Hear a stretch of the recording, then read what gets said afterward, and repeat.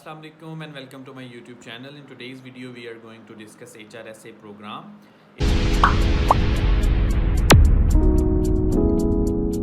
HRSA programme basically उन patients को support करता था जो यूएस में कोविड क्राइसिस की वजह से अनइंश्योर्ड हो गए थे, उनकी इंश्योरेंसेस टर्मिनेट हो चुकी थी ड्यू टू कि वो अपना प्रीमियम नहीं पे कर सके, वो जॉबलेस थे कोविड क्राइसिस की वजह से। ये प्रोग्राम उन पेशेंट्स को सपोर्ट करता था, उनकी टेस्टिंग को सपोर्ट करता था, उनकी वैक्सीनेशन को, उनकी ट्रीटमेंट को, जो कि प्योरली कोविड के रिलेटेड थी। ये प्रोग्राम उन सारे पेशेंट्स को सपोर्ट करता था। वो अपनी ट्रीटमेंट करवा सकते थे, वो अपना टेस्टिंग करवा सकते थे, वो डॉक्टर ऑफिस में अपना visit, vaccination, all that stuff जो भी चीज़ें थी कोविड के रिलेटेड वो करवा सकते थे इस प्रोग्राम के अंडर। ये प्रोग्राम 2020 में लॉन्च किया था यूएस एडमिनिस्ट्रेशन ने, और इसका एग्रीमेंट जो था वो ऑप्टम को दिया था, जिससे वो एलिजिबिलिटीज़ वेरिफिकेशंस के बाद एक टेम्पररी आईडी जनरेट करते थे, जिसके अंडर हम उस पेशेंट का क्लेम सबमिट कर सकते थे। डॉक्टर ऑफिस सबमिट कर सकता था, लैब्स, हॉस्पिटल्स, कोई भी जो भी पेशेंट अनइंश्योर्ड होता उसका वो क्लेम उस टेम्पररी आईडी के अंडर ऑप्टम को भेजा जा सकता था। ये प्रोग्राम काफ़ी लॉन्ग टर्म के लिए चल सकता था उन पेशेंट्स के लिए, उन पेशेंट्स के ट्रीटमेंट के लिए, but due to lack of insufficient funds उनको ये प्रोग्राम जो है वो मार्च 2022 में ही शट डाउन करना पड़ा।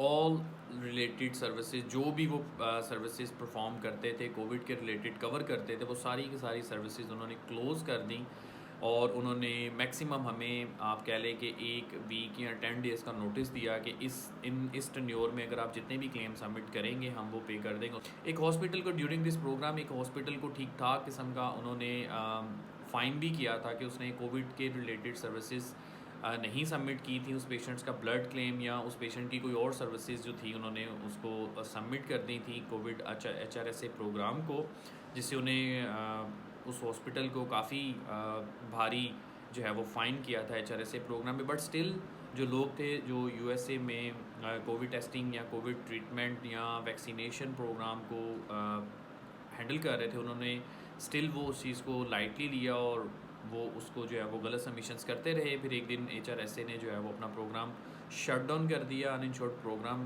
बिल्कुल ख़त्म कर दिया। अब कोई भी state all over the USA uninsured patients को कवर नहीं कर रही, किसी भी किस्म की कोई टेस्टिंग जो है वो कवर नहीं हो रही यूएस एडमिनिस्ट्रेशन के अंडर। अगर किसी पेशेंट के पास इंश्योरेंस नहीं है तो उसे मेडिकेड के थ्रू जो है वो अप्लाई करना चाहिए, क्योंकि कोविड जो है वो एक एमरजेंसी है यूएसए में, और मेडिकेड जो है वो एमरजेंसी सर्विसेज को कवर करती है।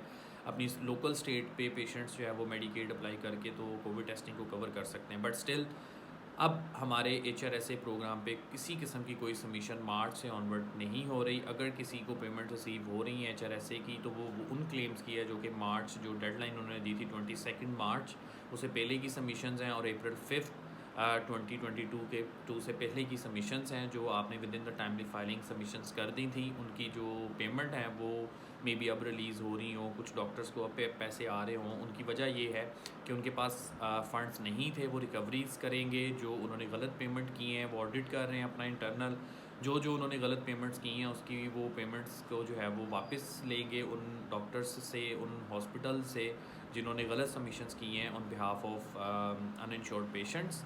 उन पैसों से वो उन ट्रू क्लेम्स को पे करेंगे जो कि बिल्कुल क्लीन सबमिशन थी और ट्रू सबमिशंस थी उन पेशेंट्स की जो कि वाकई में अनइंश्योर्ड थे।